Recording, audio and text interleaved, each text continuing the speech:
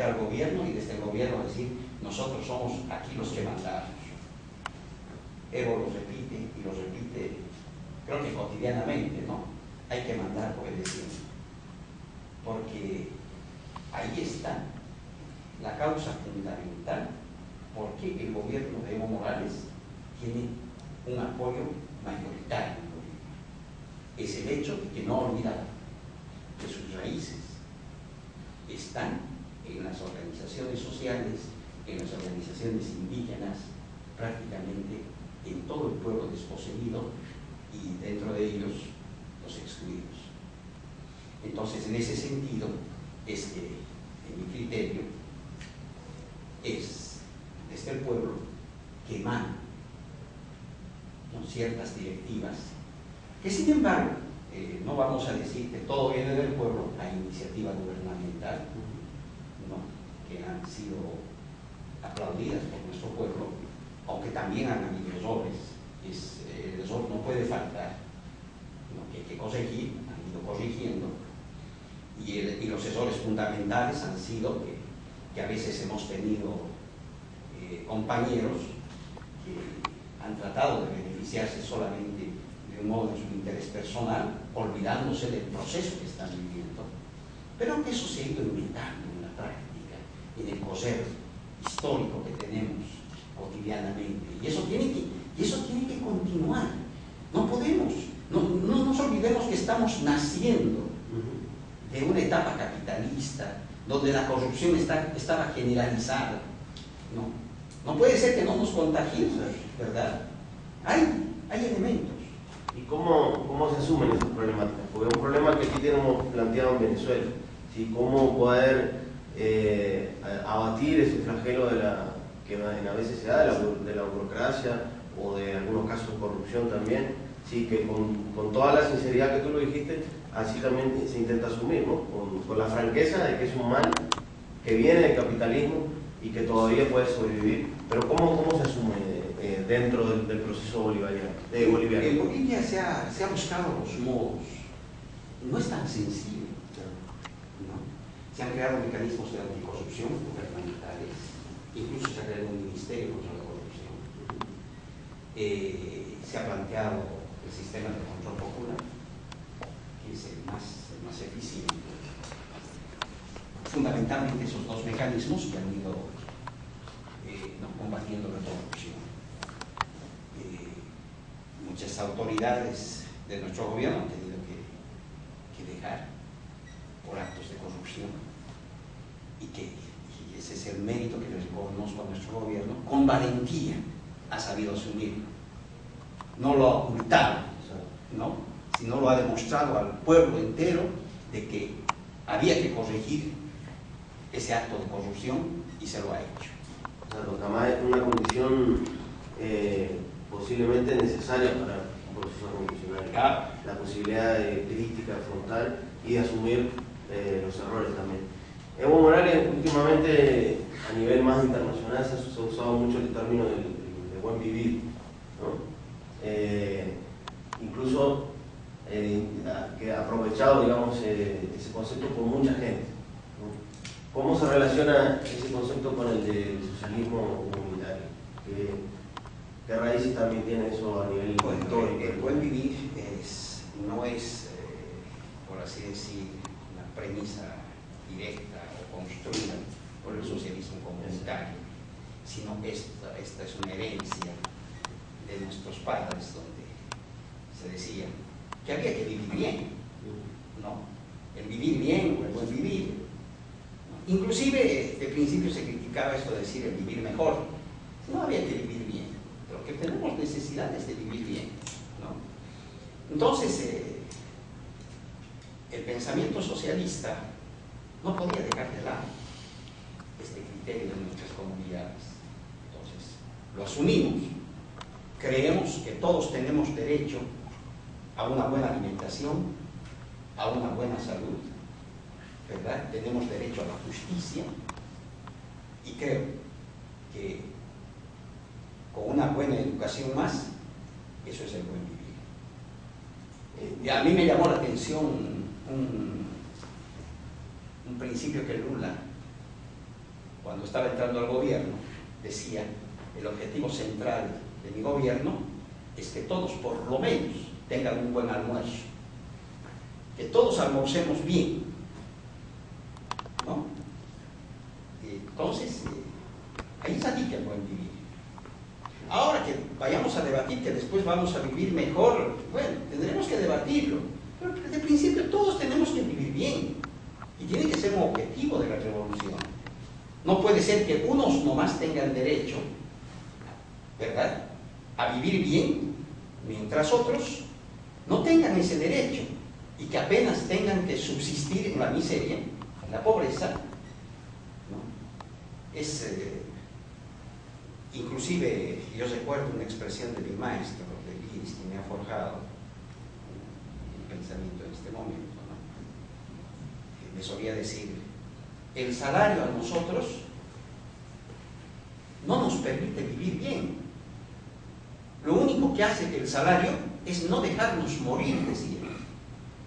¿Ah? No nos deja morir, porque el capitalismo necesita fuerza de trabajo para reproducir su riqueza. No va a dejar morir a la clase obrera. Ahora, una pregunta, Carlos, vinculado a eso, porque el capitalismo también plantea que se acumule riqueza, que se genere un excedente y ese excedente después, ¿no?, ese vaso se va a llenar y va a gotear el beneficio para todos, digamos, ¿no? Una falacia que plantea el capitalismo, pero también plantea que todos podamos, en teoría y falsamente, poder vivir de la riqueza, digamos. Ahora, me gustaría preguntarte, ¿hay vivir bien sin la herramienta del socialismo? ¿Sí? ¿Se puede llegar a cumplir esos objetivos que tú estás planteando sin tener como herramienta el socialismo? Mira, es importante hacer esta diferencia. Los economistas que defienden el sistema capitalista nunca tocan el proceso productivo. El proceso productivo es de ellos. El proceso productivo tiene que estar bajo su régimen. ¿Por qué? Porque la propiedad sobre los medios de producción es de ellos. Por consiguiente, toda la riqueza que se produce es para ellos. Pero como ellos, creo que les duele un poco la conciencia, ellos tocan el problema de la distribución. Y los economistas de la burguesía, lo único que sostienen es que hay que redistribuir la riqueza. ¿Ya? O sea, ellos nunca tocan la propiedad sobre los medios de producción, sino simplemente la redistribución de la riqueza. ¿Cómo decir? Todo lo que se produce y lo que sirve para producir es mío. Pero como te veo en la miseria, yo voy a redistribuir la riqueza y te voy a dar algo a ti, ¿verdad? Para que tu persona también no se muera. ¿Ah? Ahí está. Esto es importante entender. La burguesía toca la redistribución, nunca toca la producción de la riqueza. En cambio, el socialismo no es lo prioritario, la redistribución de la riqueza para el socialista. Para el socialista lo prioritario es la propiedad sobre los medios de producción, porque si tú y yo somos ya los propietarios de los medios de producción, la distribución nos va a corresponder a ambos. Aquí no vamos a tener que plantear en que yo voy a redistribuir la riqueza, que va a ser mía y voy a ceder un poco. ¿No? La revolución socialista, comunitaria, plantea que la propiedad debe ser de la macrocomunidad, del pueblo, no de la microcomunidad, inclusive. Esto es importante caracterizarlo. ¿Por qué? Porque si nosotros en nombre de socialismo comunitario empezamos a entregar propiedad a microcomunidades, estamos corriendo el peligro que una determinada microcomunidad se enriquezca, se potencie y someta a las otras microcomunidades. La propiedad tiene que ser de la macrocomunidad, donde la microcomunidad debe administrar la propiedad de la macrocomunidad que le corresponde. ¿Se me comprende, verdad? O sea, la microcomunidad administra la propiedad de la macrocomunidad, pero entiende, comprende que esta propiedad que administra es del pueblo en general. Entonces esta microcomunidad, no vamos a decir compite, sino está en un proceso en que trata de demostrar que puede hacerlo mejor a los demás para servir mejor al pueblo, porque la mentalidad es socialista. Eso quiere decir que la microcomunidad, en función de esa propiedad del pueblo que administra, debe mejorar sus condiciones de vida de su propia comunidad, pero los excedentes deben proyectarse al pueblo. Esto es importante porque esto contradice algunas tendencias de la izquierda que hablan de que no se debe producir excedentes. Inclusive dicen no se debe producir plusvalía. Discúlpeme, pero si no producimos plusvalía y no producimos excedentes, es imposible progresar. Es imposible que esta microcomunidad pueda proyectarse a la macrocomunidad, al pueblo en general, sirviéndolo. Porque si solo reproduce sus condiciones de vida, no produce una plusvalía, ¿con qué se va a proyectar? ¿Verdad? Claro. ¿Está claro? Eso es. Ahí lo que tú mencionas, lo decías hoy más temprano y lo voy corroborando con tus palabras ahora. Las similitudes que se empiezan a dar entre estos dos procesos hermanos, ¿no? El de Venezuela, la Venezuela bolivariana, y el de Bolivia, esta Bolivia socialista, comunitaria, que se empieza a forjar. Aquí un tema que está muy en boga en estos momentos es el tema de las expropiaciones, que justamente toca el tema de la propiedad de los medios de producción. ¿Has podido en estos días que has estado por aquí, por Venezuela, ver un poco ese proceso de expropiaciones, que el gobierno ha empezado a tocar sectores neurálgicos de la producción que estaban acaparados por el capitalismo, por los capitalistas, y nos ha empezado a nacionalizar, incluso a experimentar, digamos, alternativas de propiedad, de cogestión, o al menos de gestión, no solo del Estado, sino también con los trabajadores y las trabajadoras? ¿Has podido ver ese proceso? ¿Encuentras similitudes con las nacionalizaciones que se han hecho en Bolivia? Bueno, yo digo que el proceso venezolano está más adelantado, más fortalecido. ¿Sí?